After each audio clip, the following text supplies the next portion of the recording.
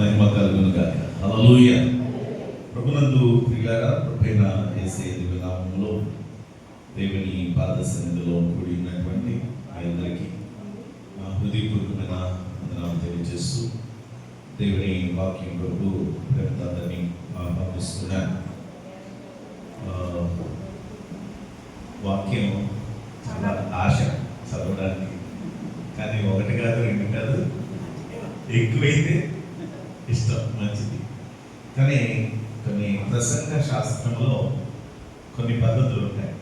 ప్రసంగానికి కానీ వాక్యాలకి చదివించడానికి కానీ అవి ఎలా ఉంటాయంటే, చిన్న క్లారిఫికేషన్ ఉంటుంది తెలియడం కోసం. ఏ అంశమైతే మనకి అవసరం ఉంటుందో వాక్యంలో ఆ అంశానికి సంబంధించి చదివిస్తామన్నమాట. లేదా ఇంకా 4-5 వచనాలు మనం కలిపి ఎక్కువ చదివితే కొంతమంది అభిప్రాయం ఎలా అవుతారంటే, ఆ చదివిన 5 వచనాల్లో కూడా వివరించాలి వాక్యం అనే భావన కొందరికి ఉంటుంది. కానీ మనకి ఏం కావాలో ఆ అంశానికి సంబంధించిన ఆ వచనమే మనకి ఇంపార్టెంట్ అని అది తీసుకుంటాం అన్నమాట.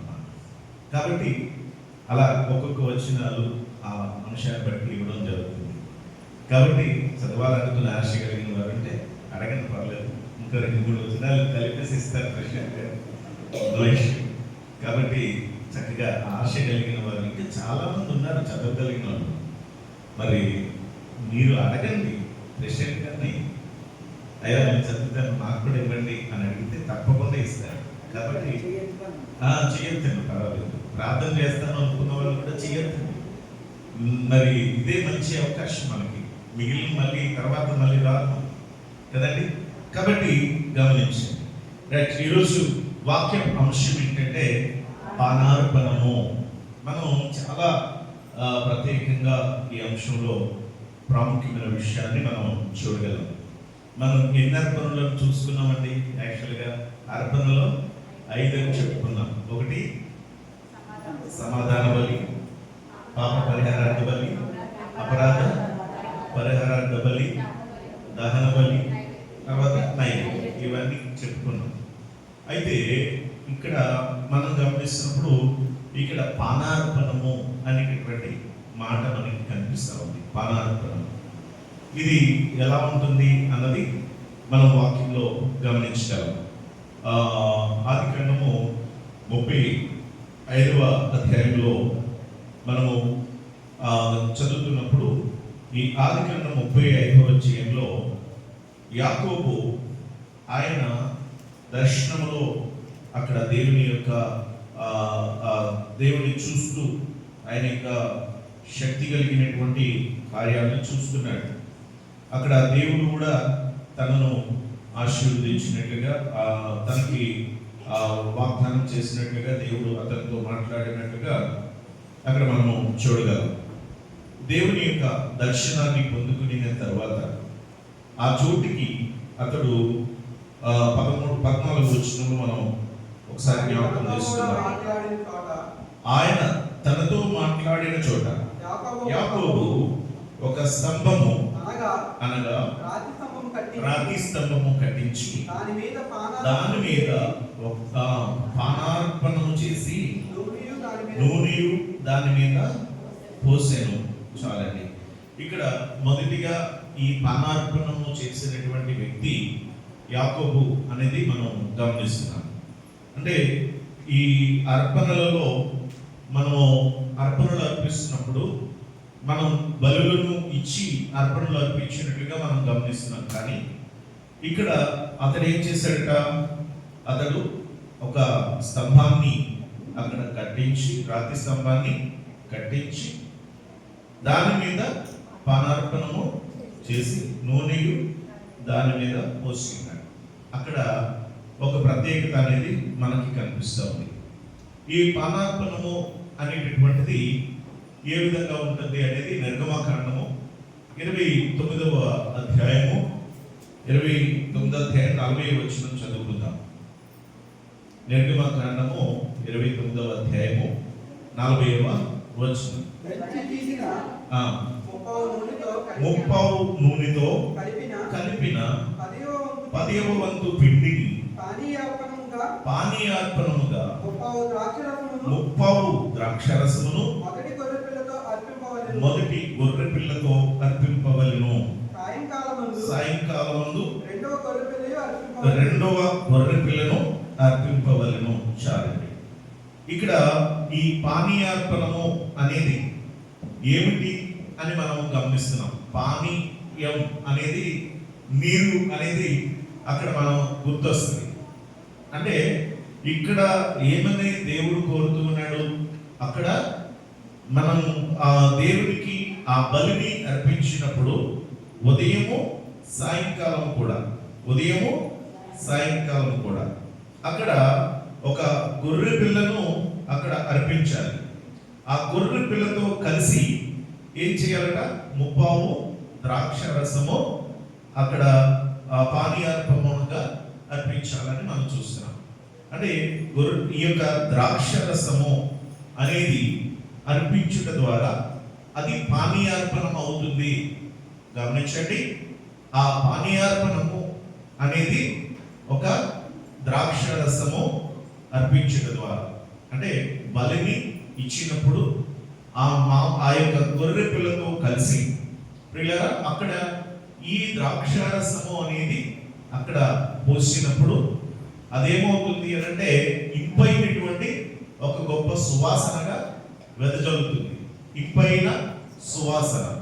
కాబట్టి అనేకమైన విధాలుగా బలులు అర్పించారు. ఆ అర్పించినటువంటి బలులలో ఈ పానీయ అర్పణము చేర్చి అర్పించిన బలి ఇది ఒక ప్రత్యేకం అన్నది మనం గమనిస్తూ ఉన్నాం. ప్రియులారా ఈ 41వ వచనంలో చూస్తాం, అది యెహోవాకు ఇంపైన సువాసన గల హోమమగునట్లు ఉదయకాలమందలి అర్పణమును దాని పానీయార్పణమును అర్పించినట్లు దీనిని అర్పింపవలెను. కాబట్టి ప్రియులారా ఈ పానీయ అర్పణము అంటే ఈ పాత నిబంధన గ్రంథములో ఈ విధంగా మనం చూస్తున్నాం. లేవియ గ్రంథంలో కూడా 23వ అధ్యాయము 13వ వచనాన్ని ఒకసారి జ్ఞాపకం చేస్తున్నాం. లేవియ గ్రంథము 23వ అధ్యాయము 13వ వచనం.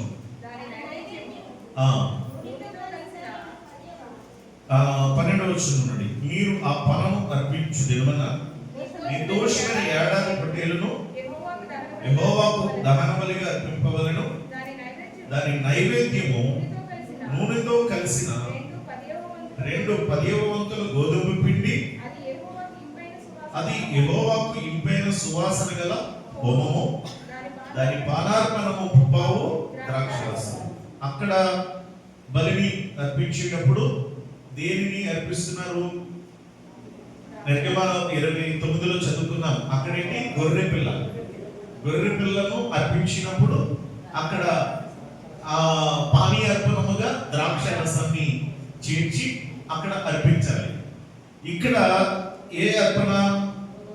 ఇక్కడ పొట్టేలు మనకి కనిపిస్తా ఉంది, చూసారా? మరలా 12వ వచనంలో ఏడాది పొట్టేలును యెహోవాకు దహన బలిగా అర్పించాలి. ఈ అర్పించినప్పుడు చేర్చవలసినది ఏంటి అంటే పానీయ అర్పణము. అంటే ఇది ద్రాక్ష రసము కలిపి అక్కడ పానీయ అర్పణముగా ముప్పావు ద్రాక్ష రసమును కలపాలి. కాబట్టి ప్రియులారా ఇప్పుడు ఇక్కడ గొర్రె పిల్ల మరియు అక్కడ ఆ రొట్టె యొక్క గోధుమ పిండియు అలాగే నూనెయు మరియు ఇక్కడ ద్రాక్ష రసము, ఈ 4 కూడా అక్కడ ఒక ప్రాముఖ్యమైనవి. అర్పణలలో ఈ పానీయార్పణములో కలిసేవి గోధుమ పిండి, నూనెయు అలాగే గొర్రె పిల్లయు లేదా పొట్టేళ్లను. వీటిని అర్పిస్తున్నప్పుడు చేర్చేది ఏంటంటే అంటే ఈ పానీయార్పణం. కాబట్టి ఇదే మాటను నూతన నిబంధనలో మనకి ఇదే మాట 2-3 సార్లుగా మనం చూడగలం.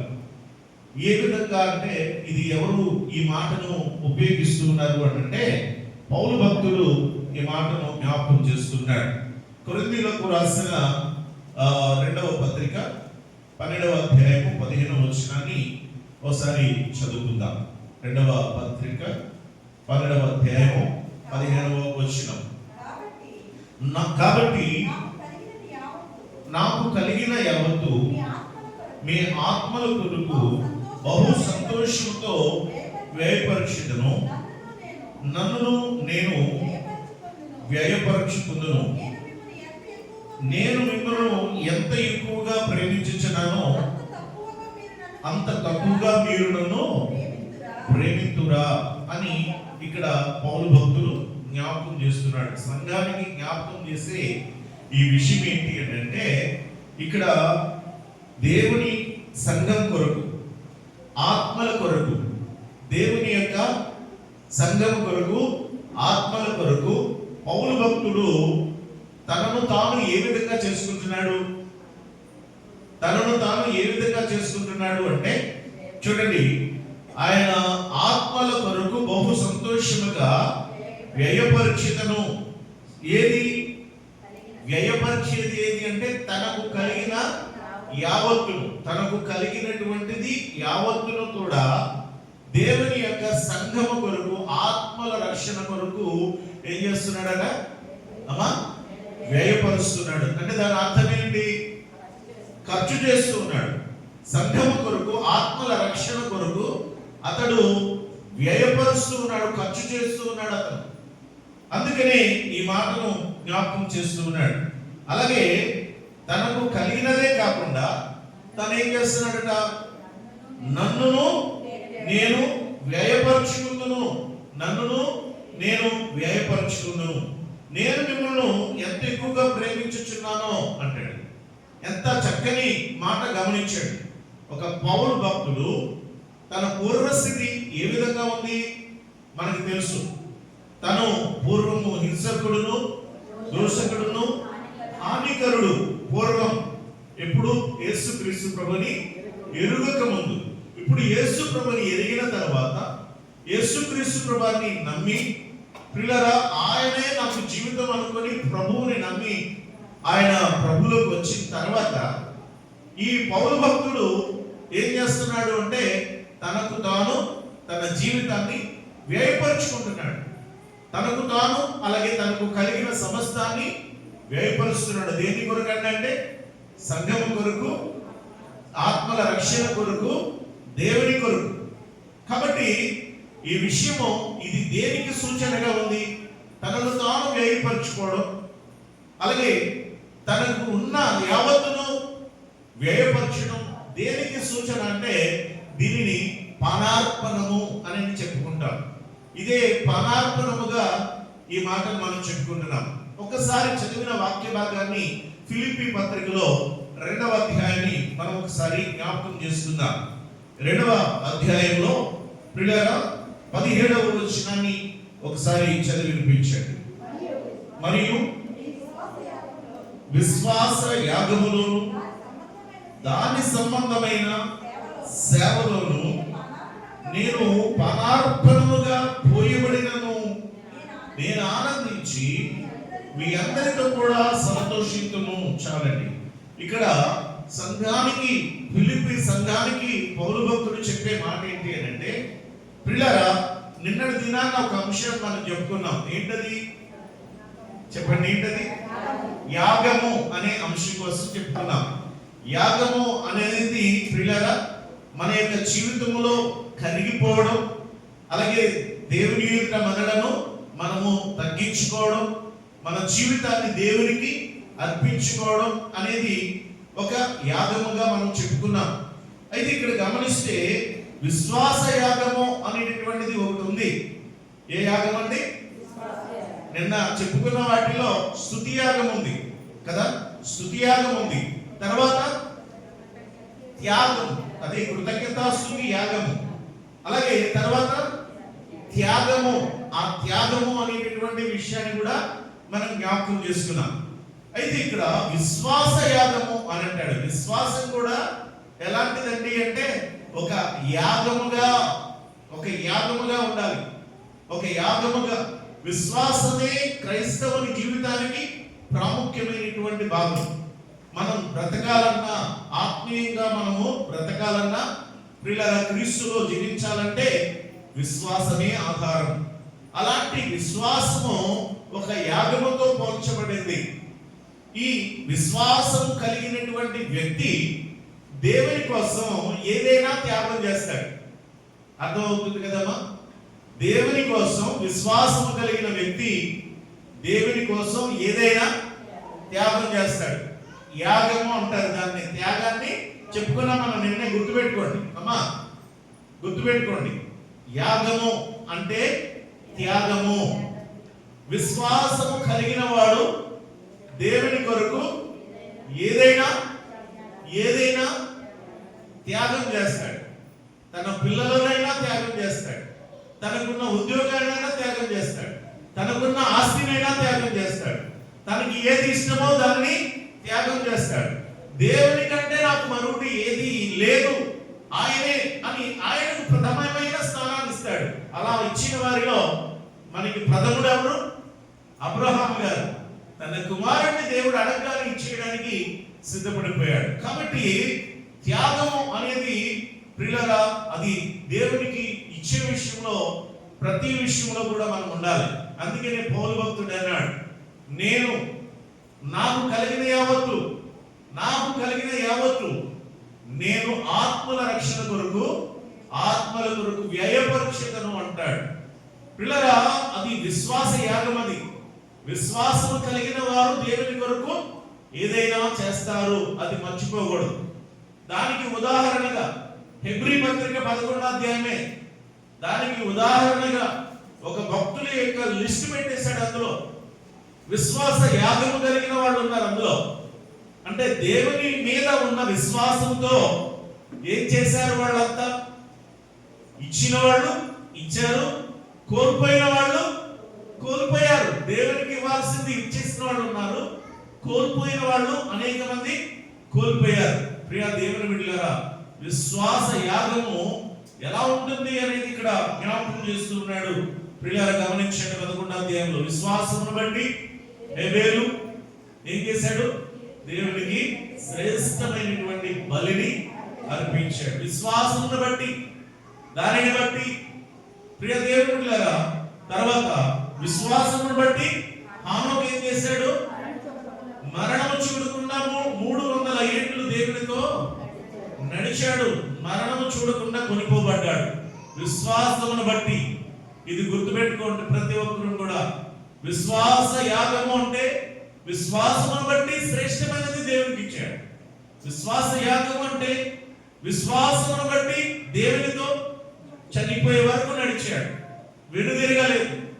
విశ్వాస యాగము అంటే నోవాహు దేవుడు ఏం చెబితే అదే చేశాడు. ప్రియులారా, నమ్మ శక్యము కాని విషయాలలో నమ్మి దేవుడు చెప్పినట్టుగా చేశాడు నోవాహు. అది గుర్తు చేస్తున్నాడు పౌలు భక్తుడు. విశ్వాసమును బట్టి అబ్రహాము ఏం చేశాడు? ప్రియులారా, తాను చూడనిటువంటి ప్లేస్ కి దేవుడు వెళ్ళమంటే వెళ్తున్నాడు. విశ్వాసమును బట్టి యాగాలు చేశారు, త్యాగాలు చేశారు వాళ్ళు. ఇంకా లాస్ట్కి వెళ్తే కొందరు రంపముల చేత కోయబడ్డారు, కొందరు రాళ్ల చేత చంపబడ్డారు, కొందరు ప్రియులారా అనేక విధాల మరణాలు పొందుకున్నారు. దేనిని బట్టి అంటే వారికి ఉన్న విశ్వాసమును బట్టి. దేవుని మీద మనకు కూడా విశ్వాసం ఉంటే ఈ పౌలు భక్తుడి వలె మనం కూడా అవసరమైతే దేనినైనా కోల్పోవడానికి ముందుండాలి, దేనినైనా వదులుకోవడానికి మనం ముందుండాలి. పనార్పణం అంటే ఏంటి? బలిని ఇచ్చిన తర్వాత దాని మీద పోయబడే ద్రాక్ష రసము ఏదైతే ఉంటుందో అది పానార్పణం. బలితో కలిపి అర్పించేటటువంటిది ఈ పానార్పణం. సమర్పించుకునేటువంటి మనం దేవుని కొరకు విశ్వాసంతో జీవించాలి, విశ్వాసంతో దేవుని కొరకు కార్యాలు చేయాలి, విశ్వాసంతో ప్రియులారా మనము దేవుని కొరకు మన జీవితాలు పోరాడాలి. ఇదే జ్ఞాపకం చేస్తున్నాడు. విశ్వాస యాగములోను దాని సంబంధమైన సేవలోను ఎలా ఉన్నాడట? నేను పానార్పణముగా పోయబడినను నేను ఆనందించి మీ అందరితో కూడా సంతోషింతును. అంటే అర్థం ఏమిటి? నేను పానార్పణముగా పోయబడినను ఆనందిస్తానంటే అర్థం ఏంటంటే ఇక్కడ భయంకరమైనటువంటి శ్రమలలో ఉన్నాడు. దేవుని కోసం, సంఘం కోసం, ఆత్మల రక్షణ కోసం పౌలు భక్తుడు చాలా శ్రమలు పడ్డాడు. ఎంతటి శ్రమలు పడ్డాడు పౌలు భక్తుడు అంటే ఆయన చెప్తాడు, నేను 1 తక్కువ 40 కొరడా దెబ్బలు తిన్నాను. ఎన్నిసార్లు? 5 సార్లు తిన్నాను. యేసయ్య ఎన్నిసార్లు తిన్నారు? ఒక్కసారి కదా. 1 తక్కువ 40 కొరడా దెబ్బలు యేసయ్య ఒక్కసారి అనుభవించారు. కానీ పౌలు అనుభవించింది 5 సార్లు. అంటే ఇంకా రెండింటికి ఎక్కువైపోయింది. అంటే ఎక్కువ సార్లు పౌలు పడ్డాడు. కానీ ఇక్కడ గుర్తు పెట్టుకోండి, అంటే యేసయ్య కంటే పౌలు గొప్పడా? కాదు. యేసయ్య ఒక్కసారే పడ్డాడు, 40 కొరడా దెబ్బలు తిన్నాడు. కానీ ఆయన భయంకరమైన శ్రమలు, యేసుక్రీస్తు ప్రభువారు పొందిన శ్రమలు ఇంకెవరు అంతగా పొందలేదు. ఆయన శరీరం మీద పడిన గాయాలు, ఆ కొరడా దెబ్బలు, మరొకరు ఎవరు కూడా అలాంటి దెబ్బలు, అలాంటి భయంకరమైన శ్రమ పడలేదు. కొరడా దెబ్బలైతే తిన్నారు కానీ కానీ పౌలుకి పడిన కొరడా దెబ్బలు వేరు, యేసుక్రీస్తు ప్రభువారి శరీరం మీద పడిన కొరడా దెబ్బలు వేరు. ఎందుకు ఈ మాట జ్ఞాపకం చేస్తున్నానంటే కంపేర్ చేయడానికి లేదు ఇక్కడ. యేసుక్రీస్తు ప్రభువారికి పౌలుకి సేమ్ యేసయ్య శరీరం మీద పడ్డటువంటి కొరడాలే అతనికి పడ్డాయని కంపేర్ చేయడానికి లేదు. ఎందుకంటే ఒక్కసారే శ్రమ పడ్డారు యేసు ప్రభువారు. ఈ ఒక్కసారి పడిన ఆశ్రమ ఇది వర్ణనాతీతమైనది, భరించరాని అతి భయంకరమైనటువంటి కొరడా దెబ్బలవి. ప్రియులారా, ఈ యొక్క కొరడా దెబ్బల గురించి ఒకసారి మీకు మన ఈ గుడ్ ఫ్రైడే రోజు మీకు వివరిస్తాను. ఎందుకనంటే ఈ భయంకరమైనటువంటి దెబ్బలు మరి 5 సార్లు 1 తక్కువ 40 కొరడా దెబ్బలు 5 సార్లు తిన్నాడట. ఎవరండి? పౌలు భక్తుడు పడ్డాడు. ఎవరి కోసం పడ్డాడు ఆయన? ఒకప్పుడు కొట్టినాడు, కొరడాలు తీసుకొని యేసు ప్రభు పేరు చెప్తే కొట్టేసి వాళ్ళని చిత్రహింసలు చేసినాడు. ఇప్పుడు యేసయ్య కోసం కొట్టడం పర్లేదు, ఏం పర్లేదు, కొట్టుకోండి, ఎంత కొట్టుకున్నా పర్లేదు, నా యేసు ప్రభు అని మాత్రం నేను విడువను, ఆయన గురించి చెప్పడం మానను అని అంటాడు ఆయన. ప్రియులారా, అలా 5 సార్లు అన్నాడంటే 5 సార్లు ఎన్ని దెబ్బలు లెక్కేసుకోండి. 5 195 195 దెబ్బలు. ఎంత భయంకరమో చూడండి. సరే, అయిపోయింది. తర్వాత ఇంకా ఏం పడ్డాడట? కొన్నిసార్లు రాళ్లతో కొట్టబడ్డాడట. రాళ్లతో కొట్టబడ్డాడట. ఎంత భయంకరం అండి! మామూలుగా వచ్చి గబగబా గోపి కొట్టేశారనుకోండి పర్వాలా, లేదు వెనక నుంచి వచ్చి కొట్టారనుకోండి పర్వాలా. కానీ దూరం నుంచి రాయలు విసిరేశారనుకోండి ఎలా ఉంటుంది? అది భయంకరమైన, ఎక్కడ తగులుతుందో తెలియదు. ఒకవేళ తగిలితే రాయి దెబ్బ అతి భయంకరంగా ఉంటుంది కదా. మరి అలాంటిది ఆ రాళ్ల దెబ్బలు తిన్నాడు ఆయన. ఎవరి కొరకండి అంటే యేసయ్య కొరకు శ్రమలు పడ్డాడు. ఆ రాళ్ల దెబ్బలు తిన్నాడు. తర్వాత కొన్నిసార్లు ప్రియులారా మరి ఉపవాసాలతో గడిపాడట. ఉపవాసాలు ఏమండి అంటే ఆహారం లేని పరిస్థితులు, దిక్కు లేనటువంటి పరిస్థితి, వారికి అందించే పరిస్థితి, దొరికే పరిస్థితి కాదు. పడవపై ప్రయాణిస్తున్నప్పుడు ప్రియులారా ఆ పడవ పగిలిపోయి మరి వాళ్ళు మునిగిపోయేటటువంటి స్థితిని ఎదుర్కొన్నటువంటి పరిస్థితి, దీవిలో ఉండిపోయినటువంటి పరిస్థితి. ప్రియులారా, ఎంత వేదనను అనుభవించాడో. ఎవరండి? పౌలు భక్తుడు. ఆయన యొక్క జీవిత అనుభవం ఎంత గొప్పగా ఉంటుందంటే ఆయన క్రీస్తు కోసం ఆయన పడినటువంటి వేదన ఇంత కాదు. మరి ఆయన ఒకటే మాట్లాడుతున్నాడు, నేను ఇన్ని శ్రమలు పడినా, ఇన్ని నిందలు పడినా, ఇన్ని మరి గాయాలు పొందుకున్నా, ఇన్ని దెబ్బలు తిన్నా కూడా నేను ఏం చేస్తున్నాను? నేను ఆనందిస్తున్నాను, మీ అందరితో కూడా సంతోషిస్తున్నాను. కానీ ఇక్కడ సంఘం కోసం తాను ఒక పానార్పణముగా పోయబడ్డాను అన్న విషయాన్ని జ్ఞాపకం చేస్తున్నాడు. కాబట్టి ప్రియ దేవుని బిడ్డలారా, ఈ రోజున మన జీవితంలో కూడా మన విశ్వాస జీవితం ఎంత ఉందో మనము పరీక్ష చేసుకోవాల్సినటువంటి అవసరత ఉంది. పాత నిబంధన గ్రంథంలో ఒక సంఘటన మనం జ్ఞాపకం చేసుకుందాం. ఇశ్రాయేలు ప్రజలైనటువంటి వారిని దేవుడు కోరుతున్నటువంటి మాట మనం జ్ఞాపకం చేసుకున్నట్లయితే, ఈ పానార్పణము అనేది దేవుని సన్నిధికి తేబడాలట.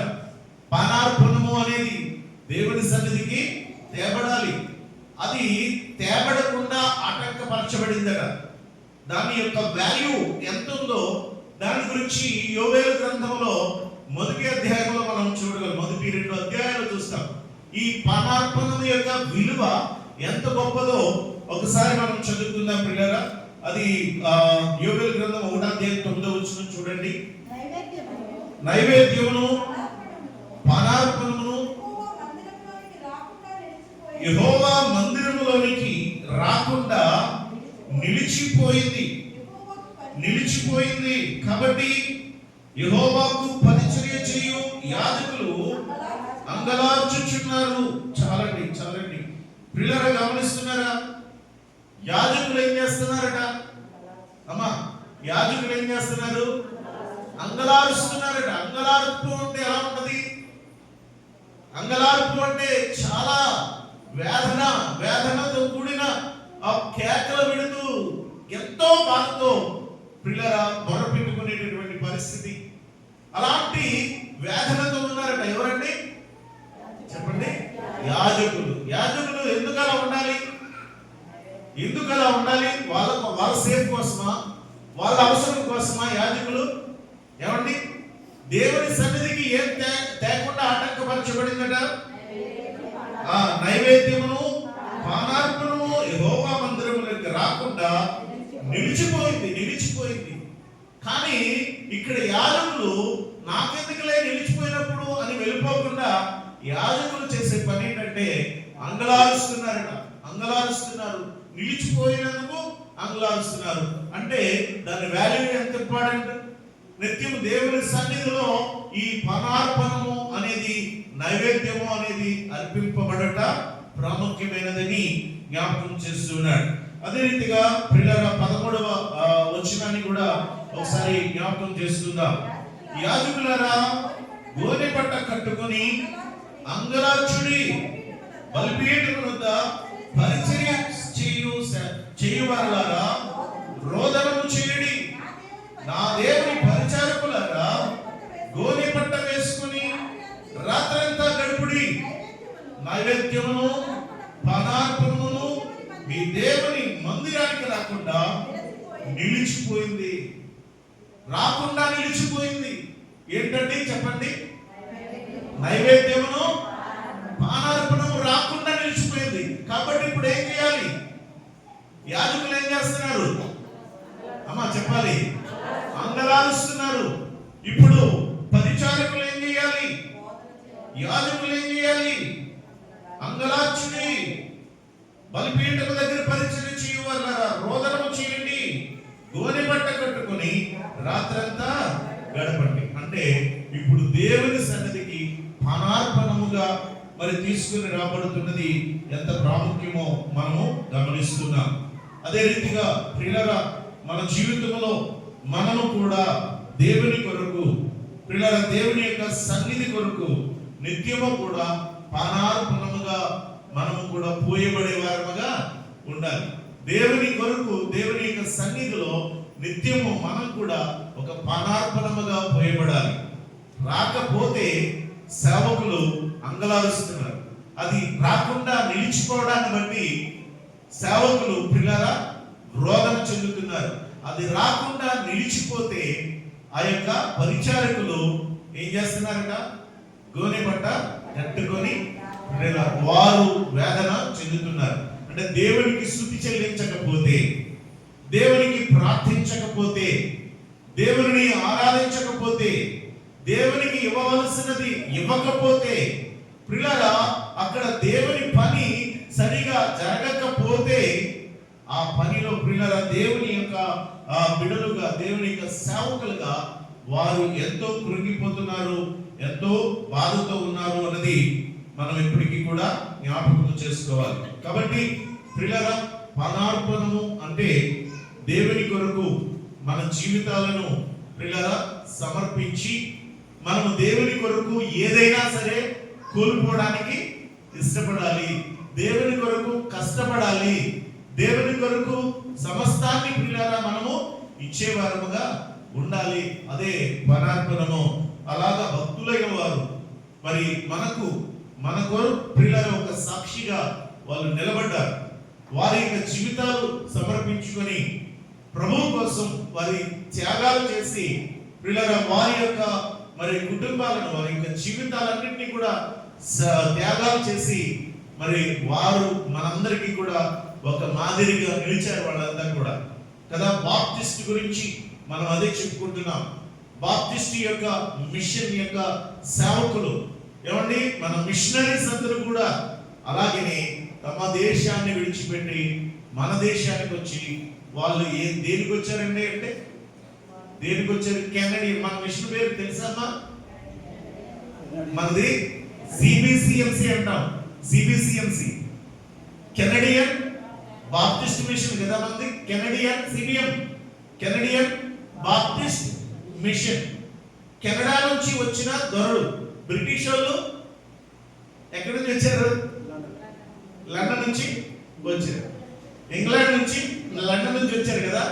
కానీ వాళ్ళు దేనికి వచ్చారు? వ్యాపారాలకు వచ్చారు. మరి కెనడా నుంచి వచ్చిన దొరలు దేనికి వచ్చారు? సంపాదించుకోవడానికి వచ్చారా? సంపాదించుకోవడానికి రాలేదు. వాళ్ళు దేనికి వచ్చారు? వాళ్ళు మనకి సేవ చేయడానికి, మనకి నాగరికత నేర్పించడానికి, పిల్లల మనకి చదువులు చెప్పడానికి, మనం నశించిపోతున్నటువంటి మనం సరైన దేవుని మార్గంలో జీవించడానికి మనకి నేర్పడానికి వచ్చారు. ఎవరైనా మీరందరూ కూడా గుర్తుపెట్టుకోండి, ఎవరైనా మీ బ్రిటిష్ వాళ్ళు ఇక్కడికి వచ్చి దోచుకోవడానికి వచ్చారు అన్నారు అనుకోండి. ఒకవేళ మిమ్మల్ని ఎవరైనా అంటే కనుక ఆ బ్రిటిష్ వాళ్ళు వేరు, వ్యాపారం కోసం వచ్చిన వాళ్ళు వేరు. కానీ కెనడా నుంచి వచ్చినటువంటి దొరలు ఎవరైతే ఉన్నారో వాళ్ళు వ్యాపారం కోసం రాలేదు, ఉన్నదంతా ఖర్చు చేశారు. వచ్చి తీసుకొచ్చి వాళ్ళకు ఉన్నదంతా పేదలకి ఖర్చు పెట్టారు. కుష్టి రోగుల చేతులు కాళ్ళు వాళ్ళకి సేవలు చేశారు. కడిగి వారికి మందు రాసి వారికి సేవలు చేశారు. వాళ్ళ కొరకు ఇల్లు ఇచ్చారు. పిల్లరా వారికి చదువు నేర్పించారు. వారికి మంచి హాస్పిటల్స్ కట్టించారు. వారికి మంచి వైద్యాన్ని ఇచ్చారు. అప్పుడు నాగరికత లేనిటువంటి భయంకరమైన పరిస్థితుల్లో కలరాలకి పిల్లరా భయంకరమైన శుచిలకి ఇవి గురైపోయి చచ్చిపోతున్నటువంటి పరిస్థితుల్లో వాళ్ళు చేసిన సేవ మర్చిపోలేనటువంటిది. పిల్లరా విలియం కేరీ గారు చేసిన మహా గొప్ప సేవ అది ఇంకా ఎన్నటికీ ఎవరు కూడా మర్చిపోలేనటువంటి గొప్ప సేవ చేశారు.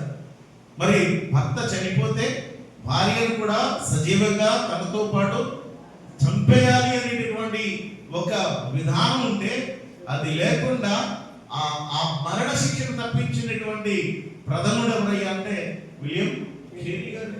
మరి ఆడపిల్ల బయటికి వెళ్ళకూడదు అనని పరిస్థితుల్లో ఆ ఆడపిల్ల ఈ రోజు బయటికి వెళ్ళి చదువుకొని జ్ఞానం సంపాదించుకొని తన కాళ్ళ మీద తమను నిలబడగలిగే ధైర్యం కలిగి ఉంది అంటే ఎవరి వలన అండి అంటే ఆయన వలననే. ఈ కాలేజెస్ కానీ పిల్లల యొక్క ప్రింటింగ్స్ కానీ అన్నీ కూడా ఎవరి వలన? ఆయన వలనే వచ్చింది. పోస్టల్ డిపార్ట్మెంట్ ఎవరి వలన వచ్చింది?